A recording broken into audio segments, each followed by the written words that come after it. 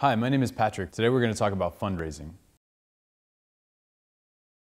Now, fundraising is hard, and anyone that tells you otherwise has either never raised funds or has gotten really, really lucky.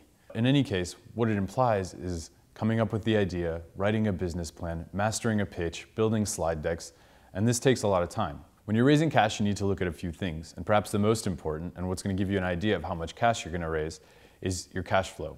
A negative cash flow means you need to raise money. How do you identify this? Well, you need to make a financial model that plans out your business over, say, 3 to 5 years. And then you're going to look at how you spend money in function of when you start generating revenues. And you're going to determine how much money you need to raise. So when you go see an investor, they have an idea of how much money you're going to raise and what that money is going to be used for. And what that money is going to be used for is extremely important.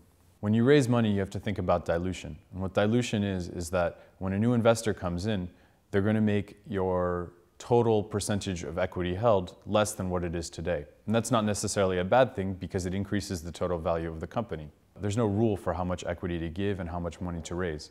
A general rule for how much money you need to raise, although it's still not a concrete rule, is that you should have enough money for 18 months of operations. How does financing work? Well, it happens in several steps. The first step is called seed financing. Seed financing is a small amount to get going. It's to build a prototype, to hire a few people to work with you at the very beginning. And once you can prove that your prototype has some sort of purpose and solves a problem or addresses a need on a certain market, then you can think about raising a bigger amount. And the bigger amount is called a Series A round of financing.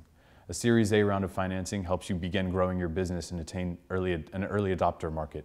There's a couple of different types of investors that you should look at. If you're looking for small amounts of funding, you should consider business angels.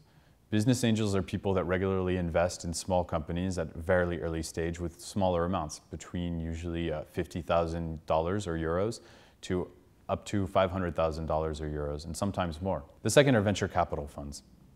And venture capital funds are institutional funds that have investors themselves. People give money to the fund so that it can be reinvested in startups or in small companies.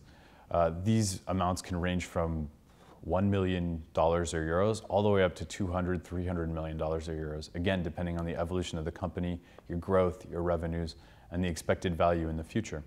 Regardless of whether you're raising money with business angels or venture capital funds, what you really need to think about as well is that the investors share a common vision and common values, just like your team. This is going to help reduce the amount of conflict.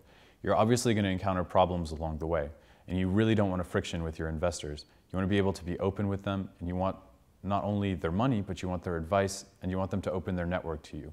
So being candid and transparent are incredibly important, and you need to find people that you can do that with. And those people are generally people that share the same vision as you.